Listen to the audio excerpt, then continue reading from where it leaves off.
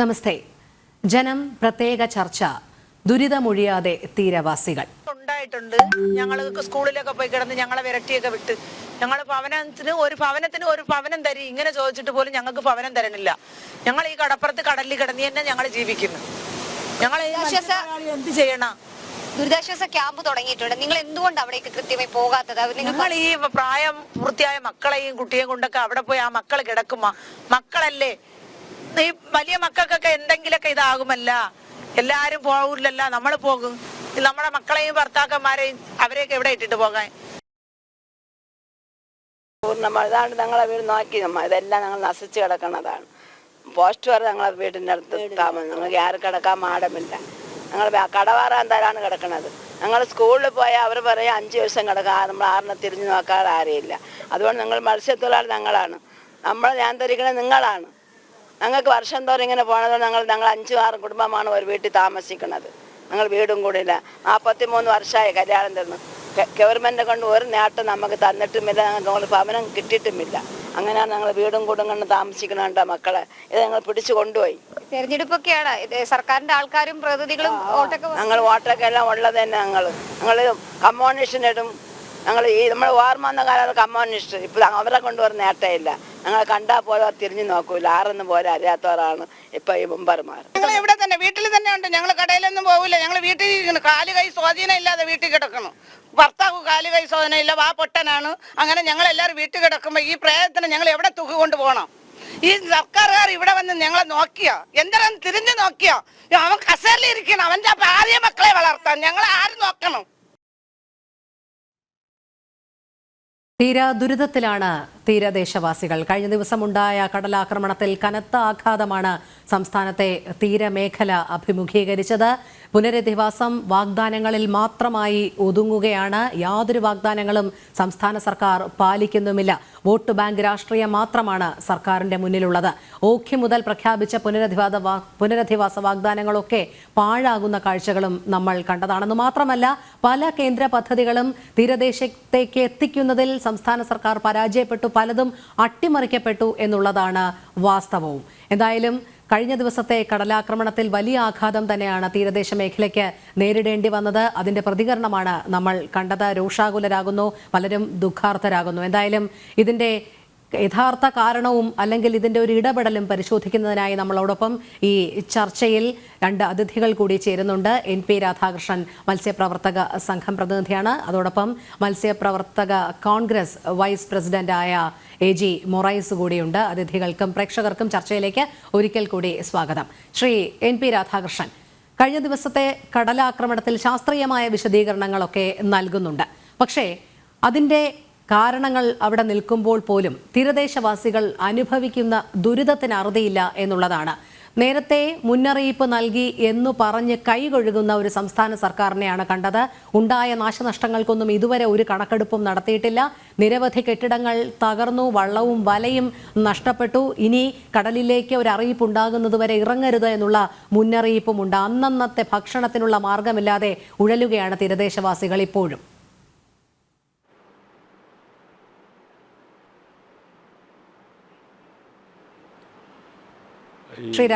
കാലം തെറ്റിയുള്ള കടലാക്രമണവും ഇപ്പോൾ പെട്ടെന്നുണ്ടായതല്ല. കുറച്ച്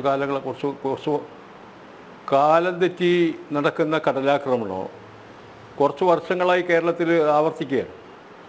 നേരത്തെ കടലാക്രമണം ഉണ്ടാകുന്ന സമയങ്ങളൊക്കെ നമുക്ക് നന്നായിട്ട് അറിയാം. ഓരോ സമയത്ത് കടലാക്രമണം ഉണ്ടാവും, വേലിയേറ്റം കൂടുതലുണ്ടാവും, അതൊക്കെ നമുക്ക് അറിയുന്ന വിവരങ്ങളാണ്.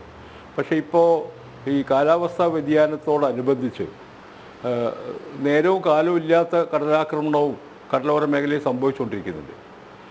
മുന്നറിയിപ്പുകളല്ല വേണ്ടത്. മുന്നറിയിപ്പ് കിട്ടിയതുകൊണ്ട് കാര്യമൊന്നുമില്ല.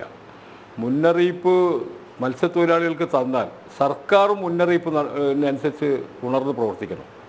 കടലാക്രമണ ഭീഷണി സാധ്യതയുള്ള സ്ഥലങ്ങൾ സർക്കാരിന് നന്നായിട്ട് അറിയാം, മത്സ്യത്തൊഴിലാളികൾക്കും അറിയാം. പ്രത്യേകിച്ച് കടൽ ഭിത്തി ഇല്ലാത്ത ഏരിയ, സ്ഥിരമായി കടലാക്രമണ ഭീഷണി ഉണ്ടാകുന്ന സ്ഥലങ്ങൾ, അതൊക്കെ സർക്കാരിനും ബന്ധപ്പെട്ട ആളുകൾക്കൊക്കെ അറിയാം.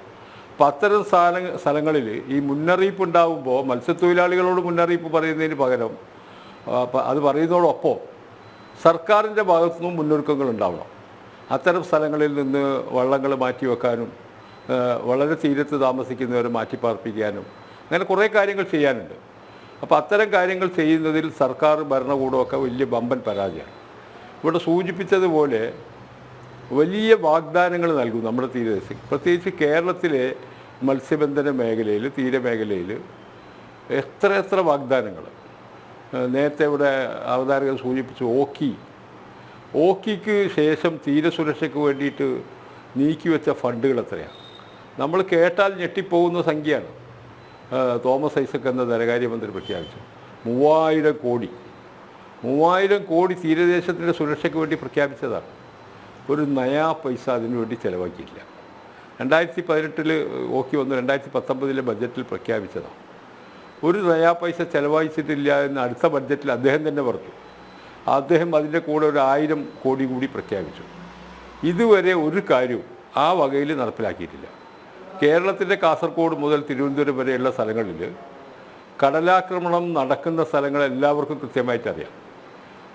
അപൂർവ ചില സ്ഥലങ്ങളെ പെട്ടെന്നൊക്കെ ഉണ്ടാവുന്നുള്ളൂ. ബാക്കി ഒരുമാതിരി എല്ലാ സ്ഥലത്തും കടലാക്രമണ ഭീഷണിയുള്ള സ്ഥലങ്ങൾ നമുക്ക് തിരിച്ചറിയാൻ സാധിക്കുന്നതാണ്. ഒന്നുകിൽ അവിടുത്തെ കടലിൻ്റെ സ്വഭാവം അനുസരിച്ച്, അല്ലെങ്കിൽ കടൽ ഭിത്തി നേരത്തെ ഇല്ലാത്ത സ്ഥലങ്ങൾ, അത്തരം സ്ഥലങ്ങളിലാണ് കടലാക്രമണ ഭീഷണി ഉണ്ടാവുന്നത്. കേരളത്തിൻ്റെ തെക്കേയറ്റം മുതൽ വടക്കേയറ്റം വരെ കടലിനൊരു പൊതു സ്വഭാവമാണെങ്കിലും നമ്മൾ തീരത്തിന് വ്യത്യസ്ത സ്വഭാവങ്ങളുണ്ട്. ചില സ്ഥലങ്ങൾ ആഴം കൂടിയ സ്ഥലങ്ങളാണ്, ചില സ്ഥലങ്ങൾ ചരിഞ്ഞ സ്ഥലങ്ങളാണ്, ചില സ്ഥലത്ത് ഈ നാടൻ ഭാഷയിൽ പറഞ്ഞാൽ കുഴിപ്പൻ കടൽ അങ്ങനെ അടിച്ചു കയറുന്ന സ്ഥലങ്ങളാണ്, ചിലത് നിരന്ന സ്ഥലങ്ങളാണ്. അപ്പോൾ ഇവിടെയൊക്കെ വ്യത്യസ്തമായ രീതിയിലുള്ള സുരക്ഷാ സംവിധാനമാണ് വേണ്ടത്. എല്ലാ സ്ഥലത്തും കല്ലിട്ട് ഒരു കടൽ ഭിത്തി മാത്രമല്ല, അത് ഓരോ സ്ഥലത്തിൻ്റെയും പ്രത്യേകത അനുസരിച്ച് അങ്ങനെ കൊണ്ട് നടക്കേണ്ടതാണ്. ഒരു പോരായ്മ എന്താണെന്ന് വെച്ച് കഴിഞ്ഞാൽ, ഇപ്പം മൈനർ ഇറിഗേഷൻ ഡിപ്പാർട്ട്മെൻറ്റാണ് ഇതിന് നടപടിയെടുക്കുന്ന ഒരു സംവിധാനം. അവരെ സംബന്ധിച്ചിടത്തോളം മറൈൻ എഞ്ചിനീയറിങ്ങോ ഓഷ്യോനോഗ്രാഫിയോ അതിനെക്കുറിച്ചൊന്നും വലിയ ബോധം ഉണ്ടാവില്ല. അവർ ഈ നമ്മുടെ അണക്കെട്ടുകളൊക്കെ നിർമ്മിക്കുന്നതോടൊപ്പം തന്നെ അതുപോലുള്ള ജലസംഭരണികളിൽ പ്രവർത്തനം നടത്തുന്ന പോലെ തന്നെ കടലിലെയും കാണുകയാണ്. കടലിന് അതിൻ്റേതായ, ഞാൻ ഈ പറഞ്ഞ രീതിയിൽ ഓരോ തീരത്തിൻ്റെയും സ്വഭാവം മനസ്സിലാക്കി, അതിൻ്റെ ചരിവും വളവും തിരിവും ഒക്കെ മനസ്സിലാക്കി ഓരോ പ്രദേശത്തിൻ്റെ പ്രത്യേകതക്കനുസരിച്ചുള്ള സുരക്ഷാ മാനദണ്ഡങ്ങൾ ഉണ്ടാക്കാൻ അതുമായി ബന്ധപ്പെട്ട സംവിധാനമാണ് വേണ്ടത്. താങ്കളിലേക്ക് എത്താം. ശ്രീ എജി മൊറൈസ്, ഇവിടെ തെക്കൻ തീരദേശ മേഖല കഴിഞ്ഞ ദിവസത്തെ കടലാക്രമണത്തിൽ വലിയ രീതിയിലുള്ള നാശനഷ്ടങ്ങൾക്കാണ് സാക്ഷ്യം വഹിച്ചത്. അതുപോലെ തന്നെയാണ് തൃശ്ശൂർ വരെയുള്ള തീരമേഖലയിൽ വലിയ രീതിയിലുള്ള കടലാക്രമണം ഉണ്ടായി. കടൽ ഉൾവലിഞ്ഞപ്പോൾ തന്നെ മുന്നറിയിപ്പ് നൽകി എന്നാണ് പറയുന്നത്. പക്ഷേ തിരികെ വരുന്ന കടൽത്തിരയുടെ ശക്തി മത്സ്യത്തൊഴിലാളികൾക്ക് കൃത്യമായി അറിയാവുന്നതാണ്. അതിനെ പ്രതിരോധിക്കാനാണ് അവർ പണ്ട് മുതൽക്കേ സർക്കാരിനോട് ആവശ്യപ്പെടുന്നതും കടൽ ഭിത്തി നിർമ്മാണം, പുലിമുട്ട് നിർമ്മാണം എന്നിവയൊക്കെ പറയുന്നത്. പക്ഷേ അതൊക്കെ പലപ്പോഴും പാതി വഴിയിൽ നിൽക്കുകയും അല്ലെങ്കിൽ അശാസ്ത്രീയമായ നിർമ്മാണമാണ് പലയിടത്തും നടത്തുന്നതും എന്നുള്ള ആരോപണങ്ങൾ വരുന്നുണ്ട്. ഇപ്പോഴും കൃത്യമായൊരു ഇടപെടൽ സംസ്ഥാന സർക്കാരിന്റെ ഭാഗത്തു നിന്നും തീരദേശവാസികളുടെ ദുരിതത്തിന് ശാശ്വത പരിഹാരം കാണണം എന്നുള്ള രീതിയിൽ ഉണ്ടായിട്ടില്ല എന്നുള്ളത് തന്നെയാണോ ഇത്തരം ദുരന്തങ്ങൾ ഉണ്ടാകുമ്പോൾ അതിന്റെ ആഘാതം തീരദേശ മേഖലയെ ഇത്രയധികം ബാധിക്കുന്നത്? ഇവിടെ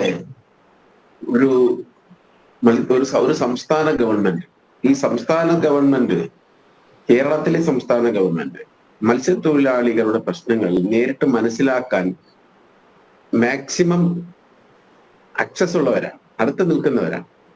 പക്ഷെ എന്തുകൊണ്ടോ അത്തരം പ്രശ്നങ്ങളുടെ മുന്നിൽ ചെന്നിട്ട് ഇവർ പുറംതിരിഞ്ഞു നിൽക്കുന്ന ഒരു സമീപനമാണ് ഈ കേരള സർക്കാർ സ്വീകരിച്ചു വരുന്നത് കുറച്ചു കാലമായി. അപ്പൊ നമ്മൾ ഓഖി വന്നപ്പോൾ, നേരത്തെ ഇവിടെ സൂചിപ്പിച്ചതുപോലെ ഓഖി വന്നപ്പോഴും ഇത്തരം കാര്യങ്ങൾ ഉണ്ടായി. അന്ന് ഈ മുന്നറിയിപ്പ് കൊടുക്കാത്ത ഉണ്ടായ ഒരു വളരെ ദുരന്തമായിരുന്നു കേരള സംസ്ഥാന ഗവൺമെന്റിനെ സംബന്ധിച്ചിടത്തോളം. മുന്നറിയിപ്പ് കൃത്യമായി കൊടുക്കാതെ വന്ന ആ ഒരു വിഷയത്തിൽ നിരവധി ആക്ഷേപങ്ങൾ ഈ ഗവൺമെന്റ് കേട്ടു. നിരവധി തൊഴിലാളി സംഘടനകൾ സമരം ചെയ്തു. പക്ഷേ അതിന് ബദലായിട്ട് ഇവരെന്താ ചെയ്തത്? എല്ലാ ദിവസവും മുന്നറിയിപ്പാണ്, കാലാവസ്ഥാ മുന്നറിയിപ്പാണ്. എല്ലാ ദിവസവും കടലിൽ ആക്രമണം ഉണ്ടാകും, കടലിൽ പ്രക്ഷുബ്ധമാണ്, കടലിൽ പോകരുത്, മീൻ പിടിക്കരുത് എന്ന് ഈ ഗവൺമെന്റ് പ്രഖ്യാപിക്കാറാണ് പതിവ്. പക്ഷെ ആ പതിവിന്റെ അടിസ്ഥാനത്തിൽ ഇപ്പൊ കടൽ പിന്നിലോട്ട് കഴിഞ്ഞപ്പോൾ കേൾക്കുന്നുണ്ടോ? കേൾക്കാം. പുറക്കാട് ഭാഗത്ത് കടൽ പിൻവലിഞ്ഞു. കഴിഞ്ഞ 2 ആഴ്ചക്ക് മുൻപാണ് പ്രതിഭാസം ഉണ്ടായി. എല്ലാ മാധ്യമങ്ങളും റിപ്പോർട്ട് ചെയ്തു. പിൻവലിഞ്ഞതിന് ശേഷം പിന്നീട് അവിടെ ഒന്നും സംഭവിച്ചില്ല. പിന്നീട് ഇവര് പറഞ്ഞു പിൻവലിഞ്ഞത് കൊണ്ട് തന്നെ അവിടുത്തെ ആളുകളൊക്കെ ഒന്ന് ശ്രദ്ധിക്കണമെന്ന്. പിന്നീടൊന്നും സംഭവിച്ചില്ല. പിന്നെ സംഭവിക്കുന്നത് ഇന്നലെയാണ്. ഇന്നലെ ഇത് സംഭവിച്ചപ്പോൾ കൃത്യമായ മുന്നറിയിപ്പ് കൊടുക്കുകയും ഇത് സംബന്ധിച്ച് ഏതെങ്കിലും തരത്തിൽ മത്സ്യബന്ധന ഉപകരണങ്ങളും മറ്റും നിങ്ങൾ കടൽ തീരത്ത് നിന്ന് മാറ്റി സൂക്ഷിക്കണമെന്നൊരു മുന്നറിയിപ്പ് മാത്രമല്ല, അതിനുള്ള സഹായം കൂടി ഗവൺമെന്റിന്റെ ഭാഗത്തുണ്ടാകട്ടെ. ഏതെങ്കിലും തരത്തിൽ ഇതാ കടലാക്രമണം വരാൻ പോകുന്നു എന്ന് പറഞ്ഞിട്ട് മാറി നിൽക്കേണ്ടതല്ല ഒരു ഗവൺമെന്റിന്റെ കടമ. നേരത്തെ ഇവിടെ സൂചിപ്പിച്ചു, മത്സ്യപ്രവർത്തക സംഘത്തിന്റെ പ്രസിഡന്റിനോട് സൂചിപ്പിച്ചു കടൽ ഭിത്തിയുടെ നിർമ്മാണത്തെ കുറിച്ച്. അദ്ദേഹം പറഞ്ഞത് ഏറെക്കുറെ ശരിയാണ്. ചില പ്രദേശങ്ങളിൽ സ്ഥിരമായി കടലാക്രമണമുള്ള സ്ഥലങ്ങളാണ്. ഇപ്പൊ സ്ഥിരമായി കടലാക്രമണമുള്ള സ്ഥലങ്ങളിൽ പോലും, ഉദാഹരണം പൂന്തറ, പൊഴിയൂർ, ചെല്ലാനം മേഖലകൾ, ആ മേഖലകളിലൊക്കെ തന്നെ കടലാക്രമണം കൊണ്ട് പൊറുതിമുട്ടിയ ജനതയുള്ള സ്ഥലങ്ങളാണ്. പക്ഷെ അവിടെ ഒന്നിനും നടപടി സ്വീകരിക്കാൻ സംസ്ഥാന ഗവൺമെന്റിന്റെ ഭാഗത്തുനിന്ന് ഉണ്ടായിട്ടില്ല. അതിന് കേന്ദ്ര സഹായം വേണമെന്ന് ഇന്നത്തെ കേരളത്തിന്റെ സർക്കാർ പറഞ്ഞു. പക്ഷെ കേന്ദ്ര സഹായം വേണമെന്ന് തിരുവനന്തപുരത്ത് ഇരുന്ന് പറഞ്ഞിട്ട് കാര്യമില്ല. അതിനുവേണ്ടി ശ്രമം നടത്തണം, കേന്ദ്ര സർക്കാരിനെ സമീപിക്കണം, അതിനുവേണ്ടി പ്ലാൻ തയ്യാറാക്കി നൽകണം, എത്ര രൂപ വേണമെന്ന് ആവശ്യപ്പെടണം, അതിനുവേണ്ടി സമ്മർദ്ദം ചെലുത്തണം. ഇവിടെ കേരളയിലിന് വേണ്ടി ഈ ഗവൺമെന്റ് നടത്തിയിട്ടുള്ള ശ്രമങ്ങൾ നമ്മൾ കണ്ടിട്ടുണ്ട്. ജനങ്ങൾക്ക് വേണ്ടാത്ത കേരളയിലിന് വേണ്ടി ഈ സർക്കാർ കേന്ദ്ര സർക്കാരിൽ നടത്തിയ സമ്മർദ്ദം എന്തൊക്കെയാണ് എന്ന് നമ്മൾ കണ്ടുകൊണ്ടിരിക്കുകയാണ് കേരളത്തിലെ തീരവാസികൾ. ആ സമ്മർദ്ദത്തിന്റെ 1000-ൽ1 അംശം ഈ ഗവൺമെന്റ് ഇവിടുത്തെ തീര ഭിത്തികൾ നിർമ്മിക്കുന്നതിനും പുലിമുട്ടുകൾ നിർമ്മിക്കുന്നതിനും തീരവാസികളെ പുനരധിവസിപ്പിക്കുന്നതിനുള്ള പ്രോജക്റ്റ് തയ്യാറാക്കി ഗവൺമെന്റ് കേന്ദ്ര സർക്കാരിൽ കൊടുത്ത് അത് വാങ്ങിയെടുക്കുന്നതിന് കാട്ടിയിരുന്നെങ്കിൽ ഈ കഴിഞ്ഞ ദിവസങ്ങളിൽ ഉണ്ടായിട്ടുള്ള ഈ ദുരന്തങ്ങളോട് ആവർത്തിക്കുമായിരുന്നില്ല. ഇന്നലെ ഞങ്ങളുടെ നാട് തിരുവനന്തപുരം, പ്രത്യേകിച്ച് തിരുവനന്തപുരം ജില്ലയിൽ നൂറുകണക്കിന് സാധാരണ മത്സ്യബന്ധന വള്ളങ്ങൾ, പലിശക്കെടുത്ത് വാങ്ങിയ മത്സ്യബന്ധന വള്ളങ്ങൾ നശിച്ചു, വീടുകൾ നശിച്ചു, വള്ളവും വലയും കരയ്ക്ക് കയറ്റി വെച്ചിരുന്ന നിരവധി വള്ളവും വലയും നശിച്ചു. ഇതിനൊക്കെ നഷ്ടപരിഹാരം നൽകാൻ ഈ ഗവൺമെന്റ് തയ്യാറാകണമെന്നാണ് ഞങ്ങൾക്ക് പറയുവാനുള്ളത്. ഓഖി സമയത്ത് ഇവിടെ നേരത്തെ സൂചിപ്പിച്ചതുപോലെ ഞാൻ അടിവരയിട്ടോട് പറയുകയാണ്, ഓഖി സമയത്ത് ഈ കേരള സർക്കാർ പറഞ്ഞിട്ടുള്ള പ്രഖ്യാപനങ്ങൾ പോലെ ഇതും ജലരേഖയായി പോകാതെ നഷ്ടപരിഹാരം നിശ്ചയിച്ച് അടിയന്തരമായി നഷ്ടപരിഹാരം നടത്തുകയും അതോടൊപ്പം തന്നെ ഈ മുന്നറിയിപ്പ് നൽകി കയ്യും കെട്ടി മാറി നിൽക്കുന്നതിന് പകരം അടിസ്ഥാനപരമായി ഇത് പരിഹരിക്കുന്നതിനുള്ള വഴി ആലോചിക്കാൻ ഈ സർക്കാർ തയ്യാറാകണം. ഇടതുപക്ഷ സർക്കാർ, സംസ്ഥാന സർക്കാർ തയ്യാറാകണമെന്നാണ് മത്സ്യത്തൊഴിലാളി കോൺഗ്രസിന് ആവശ്യപ്പെടുവാനുള്ളത്. ശരി, നമ്മളോടൊപ്പം ചർച്ചയിൽ ഹൈഡ്രോഗ്രാഫർ സതീഷ് ഗോപി കൂടി ചേരുകയാണ്. ശ്രീ സതീഷ് ഗോപി, കഴിഞ്ഞ ദിവസത്തെ കടലാക്രമണത്തിൽ തീരദേശ മേഖലയ്ക്ക് കനത്ത ആഘാതമാണ് ഉണ്ടായത്. മത്സ്യത്തൊഴിലാളികൾ നമ്മളോട് പങ്കുവച്ചത് അവരുടെ തീരാ ദുരിതം തന്നെയാണ്. സംസ്ഥാന സർക്കാർ വേണ്ട വിധത്തിലുള്ള ക്രിയാത്മകമായ ഇടപെടലൊന്നും ചെയ്യാത്തതുകൊണ്ടാണ് ഇത്തരത്തിൽ ആവർത്തിച്ചുള്ള ദുരന്തങ്ങൾ തീരദേശ മേഖലയെ ബാധിക്കുന്നത് എന്നാണ്. ശാസ്ത്രീയമായ പല വിശദീകരണങ്ങളും കഴിഞ്ഞ ദിവസത്തെ കടലാക്രമണത്തിന് ഉണ്ടായിരുന്നു. അമിതമായ ചൂട് കാരണം കടൽ ഉള്ളിലേക്ക് വലിയുന്നതും അതുമായി ബന്ധപ്പെട്ട പ്രതിഭാസമാണ് ഈ കള്ളക്കടൽ എന്നൊക്കെ പറയുന്നതുമായി ബന്ധപ്പെട്ട് ധാരാളം റിപ്പോർട്ടുകൾ വന്നിരുന്നു. ഇവിടെ മത്സ്യത്തൊഴിലാളികളുടെ തീരാ ദുരിതം ഒരു ഭാഗത്ത്, കാലാവസ്ഥാ വ്യതിയാനത്താൽ ഉണ്ടാകുന്ന ദുരിതങ്ങൾ നമ്മൾ സമൂഹമാകെ അനുഭവിച്ചുകൊണ്ടിരിക്കുന്ന ഒരു സാഹചര്യം കൂടിയാണിപ്പോൾ.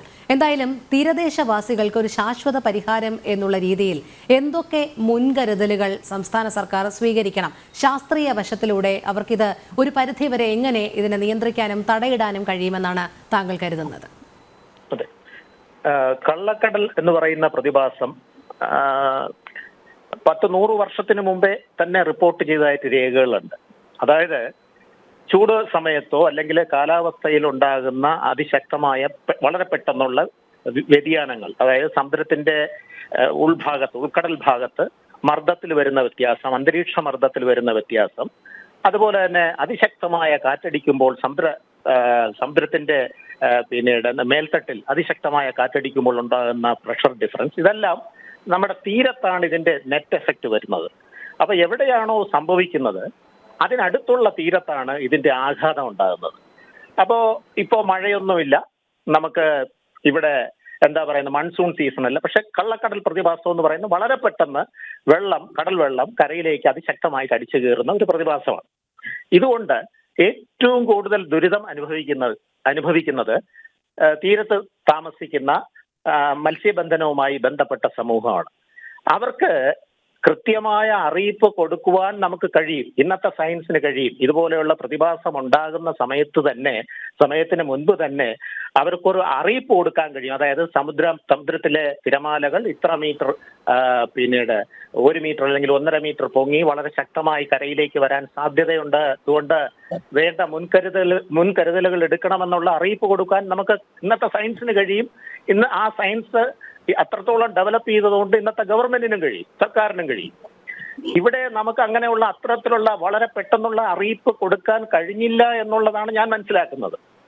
അത് നമുക്ക് എങ്ങനെ ഈ തീരദേശത്തുള്ളവരെ എങ്ങനെ സംരക്ഷിക്കാം എന്ന് ചോദിച്ചാൽ അതിനുള്ള ഉത്തരം എന്ന് പറയുന്നത്, കടലിൽ നമ്മളിപ്പോ മണ്ണെടുത്ത് ആർട്ടിഫിഷ്യൽ നറിഷ്മെന്റ്, അതായത് കടൽ തീരത്ത് കടലിൽ നിന്ന് തന്നെ മണ്ണ് ഡ്രഡ്ജ് ചെയ്തെടുത്ത് ഒരു പാത്തി ഉണ്ടാക്കുക. ആ ഒരു മണ്ണ് കൊണ്ടുള്ള ഒരു പാത്തി ഉണ്ടാക്കുക. ഏകദേശം 100 മീറ്റർ വീതിയിൽ 10 മീറ്റർ പൊക്കത്തിൽ അങ്ങനെ ഒരു മണൽപ്പാത്തി ഉണ്ടാക്കാമെന്ന് 1950കളിൽ തന്നെ ഈ മേഖലയിൽ വർക്ക് ചെയ്ത വിദഗ്ധന്മാര് റിപ്പോർട്ടുകൾ അതത് സർക്കാരിന് കൊടുത്തിട്ടുണ്ട്. ഇത് 1951 തിരുക്കൊച്ചി സർക്കാരിന്റെ മുൻപിൽ വന്ന ഒരു കാര്യമാണ് ഞാൻ ഈ പറയുന്നത്. അപ്പോ അങ്ങനെയുള്ള കാര്യങ്ങൾ നമുക്ക് വളരെ വിദഗ്ധമായിട്ട് നമ്മുടെ മേഖലയിൽ നടപ്പാക്കാമെങ്കിൽ, ബീച്ച് നറിഷ്മെന്റ് അല്ലെങ്കിൽ ആർട്ടിഫിഷ്യൽ ഷോർ നറിഷ്മെന്റ് നമുക്ക് ചെയ്യാമെങ്കിൽ ഒരു പരിധി വരെ നമ്മുടെ തീരദേശത്തുള്ളവരെ നമുക്ക് സംരക്ഷിക്കാൻ കഴിയും. അവർക്ക് സംരക്ഷണം കൊടുക്കാൻ കഴിയും. അവരുടെ ഉപജീവന മാർഗമായ വലയും വള്ളവും ഒന്നും നശിച്ചു പോകാതെ അവർക്ക് സംരക്ഷണം കൊടുക്കാൻ കഴിയും. തീർച്ചയായും കഴിയും. അങ്ങനെ ചെയ്യുന്ന തീരപ്രദേശങ്ങൾ ഇന്ത്യയിലുണ്ട്. ഇന്ത്യയിൽ ഇപ്പൊ അത്തരത്തിൽ സംരക്ഷിക്കപ്പെടുന്ന തീരപ്രദേശങ്ങളുണ്ട്. അത് നമ്മുടെ കേരള മേഖലയിൽ. അപ്പൊ കേരളം എന്ന് പറയുന്ന സംസ്ഥാനത്തിന് വിട്ടുകുറവാണ്. നമ്മുടെ തീരദേശത്തിനും വളരെയധികം നീളമുണ്ട്. തീരദേശമാണ് നമ്മുടെ മൊത്തം ഏരിയയിൽ ഏറ്റവും കൂടുതലുള്ളത്. തീരദേശ മേഖലയിലാണ് നമ്മുടെ ജനസംഖ്യ ഏറ്റവും കൂടുതലുള്ള, ജനസാന്ദ്രത ഏറ്റവും കൂടുതലുള്ളത്. അപ്പൊ ഏറ്റവും കൂടുതൽ സംരക്ഷണം വേണ്ടത് നമ്മുടെ കേരള കടൽ തീരത്തിനാണ്. ആ തീരം ഇത്തരത്തിൽ ആർട്ടിഫിഷ്യൽ ഷോർ നറിഷ്മെന്റ് കൊണ്ട് നമുക്ക് ജനങ്ങളുടെ ദുഃഖം ഒരു പരിധി വരെ ഒഴിവാക്കാൻ കഴിയും. അതിന് നമ്മുടെ സർക്കാർ മുൻകൈ എടുക്കണമെന്ന് മാത്രമേ എനിക്ക് പറയാനുള്ളൂ, ഈ സമയത്ത് പറയാനുള്ളൂ. ശ്രീ സതീഷ് ഗോപി, ഈ കേരള തീരത്ത് പല തീരമേഖലകളും വ്യത്യസ്ത രീതിയിലും സ്വഭാവത്തിലും ഉള്ളതാണല്ലോ.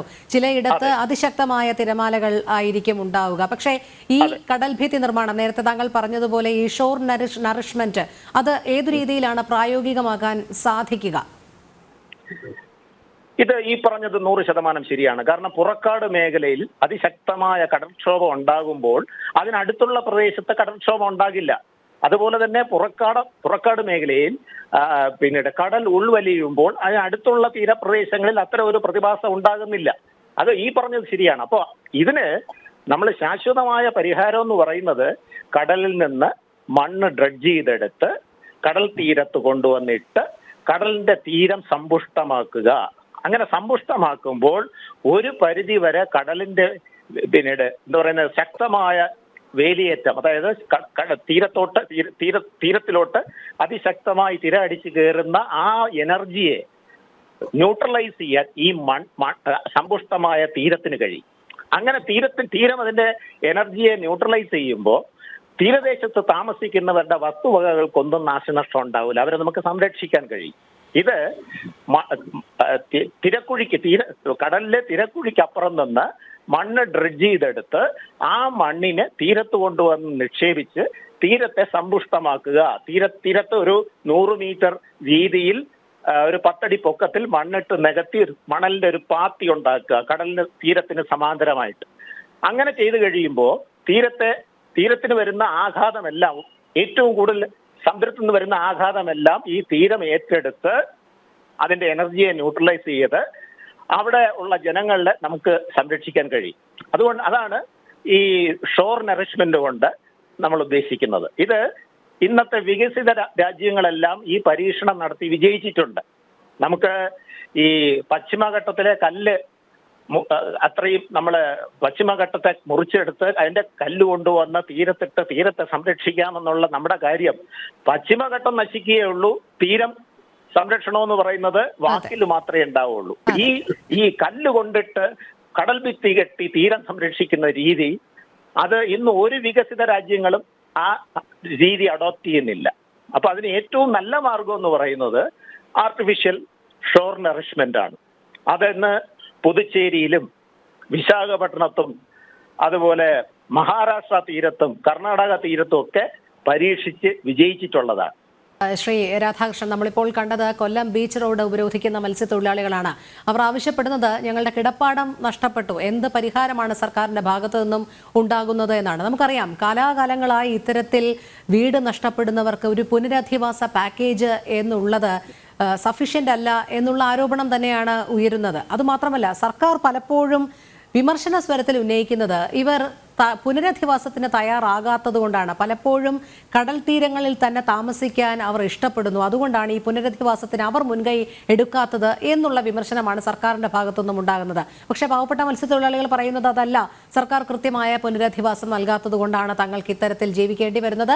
വലിയൊരു കടലാക്രമണത്തിൽ സ്വത്തും വീടും ജീവനും ഒക്കെ വലിയ ഭീഷണി നേരിടുന്ന സാഹചര്യത്തിലും തങ്ങൾക്ക് അവിടെ കഴിയേണ്ടി വരുന്നത് ഇവരുടെ പുനരധിവാസ പാക്കേജ് തങ്ങൾക്ക് സ്വീകാര്യമല്ലാത്തത് കൊണ്ടാണെന്നാണ്. എന്താണ് ഇതിന്റെ ഒരു വസ്തുത?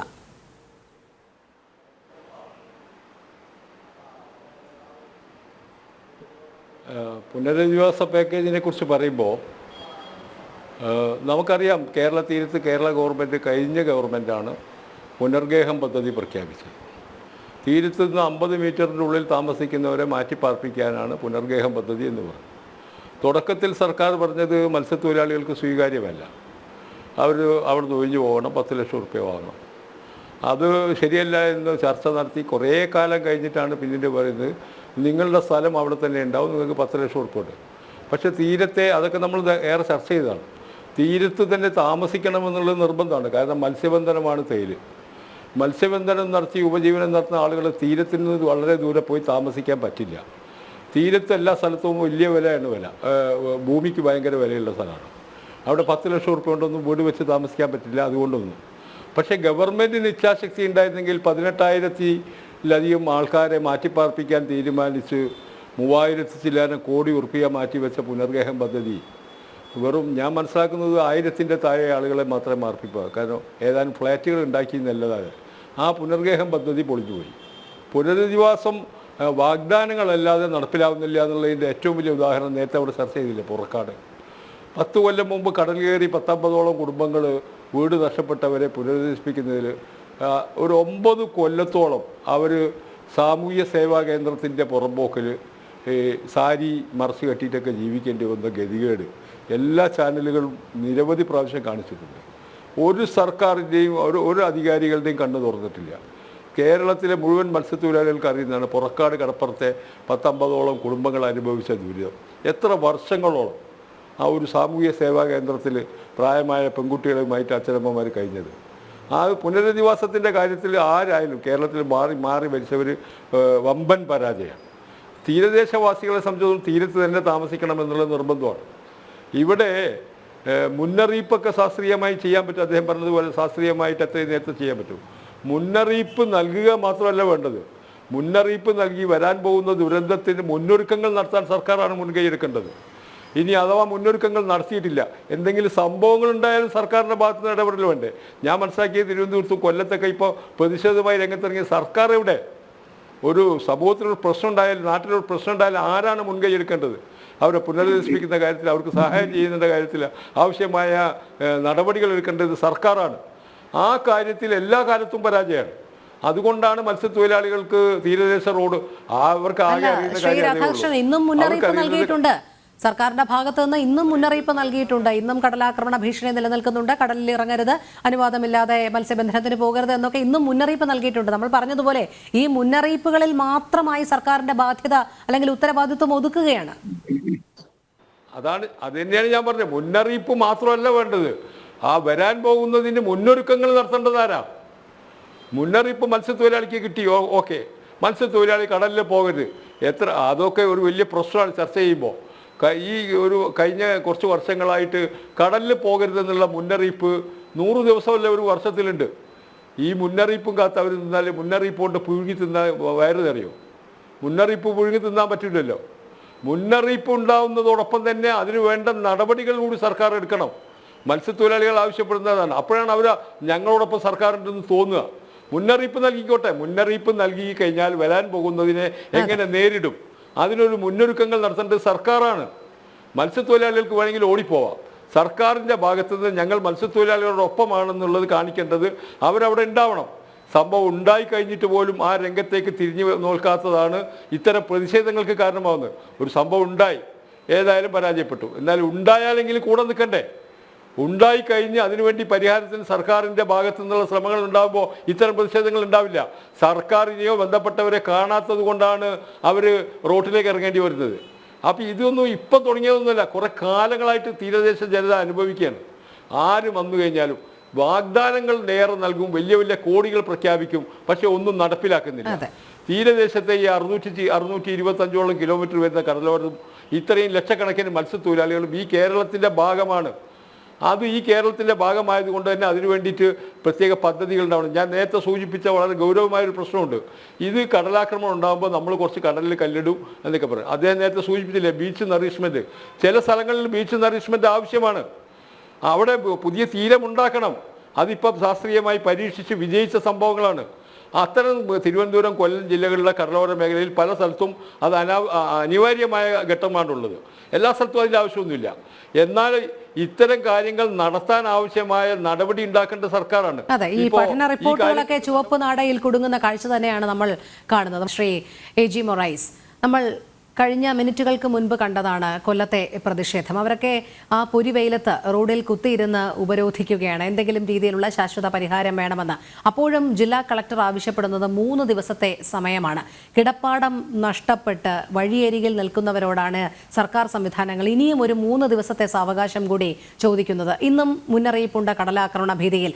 സംസ്ഥാനത്തെ തീരദേശ മേഖലയാകെ ഇങ്ങനെ വലിയ തീരാ ദുരിതത്തിൽ നിൽക്കുമ്പോൾ സർക്കാർ സംവിധാനങ്ങൾ മെല്ലെ പോക്ക് നയം തന്നെയാണ് തുടരുന്നത്. നേരത്തെ നമ്മളോട് സൂചിപ്പിച്ച ഈ ഷോർ നറിഷ്മെന്റ് അടക്കമുള്ള കാര്യങ്ങളിൽ പല പഠനങ്ങളും നേരത്തെ തന്നെ നടക്കുന്നുണ്ട്. പല സംസ്ഥാനങ്ങളും അത് പ്രാവർത്തികമാക്കുന്നുമുണ്ട്. അപ്പോഴും ഈ പഠന റിപ്പോർട്ടുകളൊക്കെ പൂഴ്ത്തിവെച്ച് അല്ലെങ്കിൽ ചുവപ്പ് നാടയിൽ കുടുങ്ങി ഓരോ ദുരന്തങ്ങളും ഉണ്ടാകുമ്പോഴും വാഗ്ദാനങ്ങൾ മാത്രം നൽകി മാറിപ്പോകുന്ന ജനപ്രതിനിധികളാണ് നമ്മൾ കാണാൻ സാധിക്കുന്നത്.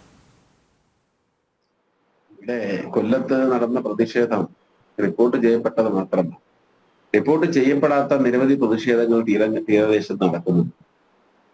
ഇന്നലെ കഴിഞ്ഞ ദിവസം പുഴിയൂരിലെ ജനങ്ങൾ അവിടുത്തെ റോഡ് ഉപരോധിക്കുകയുണ്ടായി. ഇത് പൊതുവിൽ ഒരു പൊതു സ്വഭാവമാണ്. കാരണം ജനങ്ങൾക്ക് ജീവിക്കാൻ നിവൃത്തിയില്ല. അവരുടെ കിടപ്പാടം നഷ്ടപ്പെട്ടുകൊണ്ടേയിരിക്കുന്നു, അവരുടെ തൊഴിൽ നഷ്ടപ്പെട്ടുകൊണ്ടേയിരിക്കുന്നു, അവരുടെ തൊഴിൽ ഉപകരണങ്ങളെല്ലാം നശിച്ചുകൊണ്ടേയിരിക്കുന്നു. അവർക്ക് ജീവിക്കാൻ നിവൃത്തിയില്ലാത്ത ഒരു സാഹചര്യത്തിൽ അവരെ സംരക്ഷിക്കുവാനുള്ള ഉത്തരവാദിത്വം ഗവൺമെന്റും ഉദ്യോഗസ്ഥന്മാരും ഒക്കെ ഏറ്റെടുക്കേണ്ടതുണ്ട്. ഇവിടെ തീരദേശവാസികൾ എന്ന് പറയുമ്പോൾ മത്സ്യത്തൊഴിലാളികൾ എന്ന് പറയുന്നത് ഒരു രാജ്യത്തിന്റെ അതിർത്തി സംരക്ഷിക്കുന്ന കാവൽക്കാരായി പ്രവർത്തിക്കുന്നവരാണ്. ഈ രാജ്യത്തിന്റെ അതിർത്തി സംരക്ഷിക്കുന്ന കാവൽക്കാരായി പ്രവർത്തിക്കുന്ന ഇത്തരം ഈ മത്സ്യത്തൊഴിലാളി പ്രളയ സമയത്ത് തീരദേശവാസികൾക്ക് നൽകിയ പദവിയും അതായിരുന്നല്ലോ. കേരളത്തിന്റെ സ്വന്തം സൈന്യം എന്ന വിശേഷണമായിരുന്നല്ലോ അന്ന് സംസ്ഥാന സർക്കാർ നൽകിയത്. അന്ന് ഒരുപക്ഷെ ഈ മത്സ്യത്തൊഴിലാളികൾ ഇല്ലായിരുന്നുവെങ്കിൽ എത്രയായിരം ജീവനുകൾ പൊലിഞ്ഞേനെ എന്നുള്ളതായിരുന്നു വാസ്തവം. അതെ അതെ, അതിർത്തി സംരക്ഷിക്കുന്നത് മാത്രമല്ല, ഇതുപോലെ നാട്ടിൽ ദുരന്തമുണ്ടാകുമ്പോൾ കൈമെയ് മറന്നിറങ്ങുന്ന ഒരു വിഭാഗമായി സൈന്യമെന്ന് വിളിച്ച് പുകഴ്ത്തപ്പെട്ടവർ, സൈന്യമെന്ന് വിളിച്ച് ആരാധിക്കപ്പെട്ടവർ, അതേ ജനങ്ങളെ തന്നെ മന്ത്രിസഭയിലെ അംഗങ്ങളും ഈ മുഖ്യമന്ത്രിയും ഒക്കെ രാജ്യദ്രോഹികളൊന്നും വിളിച്ച സമര സമയത്ത് പറയുകയും നമ്മൾക്ക് ഉണ്ടായി. അപ്പൊ ഇവർക്ക് മത്സ്യത്തൊഴിലാളികളോടുള്ള സമീപനം എന്ന് പറയുന്നത് അവരുടെ ആവശ്യങ്ങൾക്ക് വേണ്ടി ഇവരെ ഉപയോഗപ്പെടുത്തി മാറ്റിവെക്കുകയും ഏതെങ്കിലും തരത്തിലുള്ള വാഗ്ദാനങ്ങൾ കൊടുത്ത് ഇവരെ അന്ധന്മാരാക്കി, മടയന്മാരാക്കി, മൂഢന്മാരാക്കി മാറ്റി നിർത്തുകയും പിന്നെ അവരങ്ങ് മറന്നുകൊള്ളും എന്നുള്ള ധാരണയിലാണ് പോയിക്കൊണ്ടിരിക്കുന്നത്. അപ്പൊ ഈ മത്സ്യത്തൊഴിലാളികളെ സംരക്ഷിക്കാനുള്ള ബാധ്യത എനിക്ക് പറയുവാനുള്ളത്, അടിസ്ഥാനപരമായി കേന്ദ്ര സംസ്ഥാന ഗവൺമെന്റുകൾ അത് കൂട്ടുത്തരവാദിത്തത്തോടെ ഏറ്റെടുക്കണം. ഇവർക്ക് പുനർഗേഹം പദ്ധതിയോ അല്ലെങ്കിൽ അതുപോലുള്ള പദ്ധതികൾ നടപ്പിലാക്കി ഈ കാലത്തിന് ഇപ്പൊ നേരത്തെ സൂചിപ്പിച്ച പുനർഗേഹ പദ്ധതി ഏതാണ്ട് 10 വർഷങ്ങൾക്ക് മുമ്പ്, 8-9 വർഷങ്ങൾക്ക് മുമ്പ് തീരുമാനിച്ച പാറ്റേണാണ് ഇവിടെ ഇരിക്കുന്നത്. അന്ന് തീരുമാനിച്ച 10 ലക്ഷം രൂപ, ആ 10 ലക്ഷം രൂപ കൊണ്ട് ഇവിടെ നേരത്തെ ആ സഹോദരി സൂചിപ്പിച്ചതുപോലെ എവിടെയാണ് ഭൂമി വാങ്ങി വീട് വയ്ക്കാൻ കഴിയുക? അപ്പൊ അവർക്ക് തീരദേശത്ത് വീട് വെക്കാൻ കഴിയുന്ന തരത്തിലുള്ള ഫണ്ട് അനുവദിക്കുകയും അത് 2 ഗവൺമെന്റുകളും കൂടി, കേന്ദ്ര സംസ്ഥാന ഗവൺമെന്റുകൾ കൂടി അത് പങ്കിട്ട് അവരെ സംരക്ഷിക്കാനുള്ള ഏർപ്പാടുണ്ടാക്കുകയും വേണം. നേരത്തെ ഒരാൾ ഈ കടൽ തിട്ടയ്ക്ക് പകരം മണൽ തിട്ടകൾ നിർമ്മിക്കുന്നതിനെ കുറിച്ച് കൂടെ പറഞ്ഞു. അത് ചില പ്രദേശങ്ങളിലൊക്കെ അത് പ്രായോഗികമാണ്. മറ്റ് തെക്കൻ ജില്ലകളിലെ പ്രദേശങ്ങളിൽ ഒന്നും പ്രായോഗികമല്ല. കാരണം 100 മീറ്ററെങ്കിലും അദ്ദേഹം പറഞ്ഞനുസരിച്ച് 100 മീറ്റർ വീതിക്കും 10 മീറ്റർ ഉയരത്തിലും കടൽ മണൽത്തിട്ടകൾ നിർമ്മിക്കണമെന്നാണ്. അങ്ങനെ നിർമ്മിക്കാനുള്ള 100 മീറ്റർ കടൽത്തീരം ഇല്ലാത്ത പ്രദേശങ്ങളാണ് അധികവും. അവിടെ 10 മീറ്റർ പോലും കടൽത്തീരമില്ല. അപ്പൊ അവിടെ നിർബന്ധമായും പുലിമുട്ടുകളും കടൽഭിത്തികളും ശാസ്ത്രീയമായി നിർമ്മിക്കാൻ തയ്യാറാകണം. അവിടെ താമസിക്കുന്നവരുടെ സുരക്ഷ ഉറപ്പാക്കാനുള്ള സംവിധാനങ്ങൾ ഉണ്ടാക്കണം. അതുപോലെ തന്നെ ഇത്തരം മുന്നറിയിപ്പുകൾ വരുന്ന സമയത്ത് കടൽ പ്രദേശത്ത് കടൽ മത്സ്യത്തൊഴിലാളികളെ അത് എത്തിക്കുവാനുള്ള സംവിധാനം ഉണ്ടാക്കണം. മുന്നറിയിപ്പ് നൽകി മാറി നിൽക്കുന്ന കാഴ്ചക്കാരായി സർക്കാരും ഉദ്യോഗസ്ഥന്മാരും അത് വഹിക്കരുത്. ഇവിടെ കളക്ടർ വന്ന് നേരത്തെ പറഞ്ഞു 3 ദിവസമല്ല 30 ദിവസം കൊടുത്താലും ഈ ഗവൺമെന്റിനെ കൊണ്ട് ഈ പരിപാടി ഈ പറഞ്ഞ പുനർഗേഹ പദ്ധതി അല്ലെങ്കിൽ പുനരധിവാസമൊക്കെ നടപ്പിലാക്കാൻ നടക്കാൻ പോകുന്നില്ല. അത് നമ്മൾ കണ്ടതല്ലേ. എത്രയോ പ്രാവശ്യം വാഗ്ദാനങ്ങൾ കൊടുത്തു, നമ്മൾ കണ്ടതല്ലേ.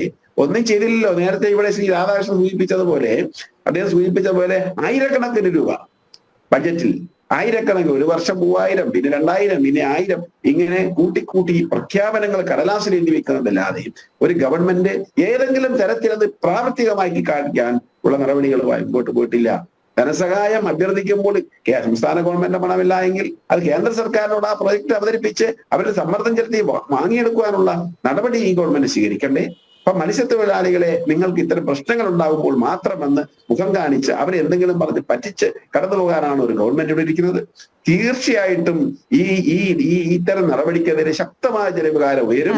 അത് ആ ജനവികാരം ഈ ഗവൺമെന്റുകൾക്കെതിരെ ആഞ്ഞടിക്കുന്നുള്ള കാര്യത്തിൽ തർക്കമില്ല. അതെ, സമയക്കുറവുള്ളത് കൊണ്ടാണ് ഇടപെടുന്നത്. ചർച്ചയുടെ സമയം ഇവിടെ പൂർണ്ണമാവുകയാണ്. എന്തായാലും തീരദേശവാസികളുടെ ദുരിതത്തിന് അറുതിയില്ലാതെ വരുമ്പോൾ സംസ്ഥാന സർക്കാർ എന്ത് നടപടി സ്വീകരിച്ചു എന്നുള്ളത് തന്നെയാണ് ചോദ്യചിഹ്നമായി അവശേഷിക്കുന്നത്. വാഗ്ദാനങ്ങളും വോട്ട് ബാങ്കും മാത്രമാണ് ഇപ്പോഴും സംസ്ഥാന സർക്കാർ ലക്ഷ്യം വയ്ക്കുന്നത്. കാര്യക്ഷമമായ ക്രിയാത്മകമായ ഒരു ഇടപെടലും സർക്കാരിന്റെ ഭാഗത്തു നിന്നും ഉണ്ടാകുന്നുമില്ല. ജനം സ്പെഷ്യൽ ഡിബേറ്റ് ഇവിടെ പൂർണ്ണമാകുന്നു. നമസ്തേ.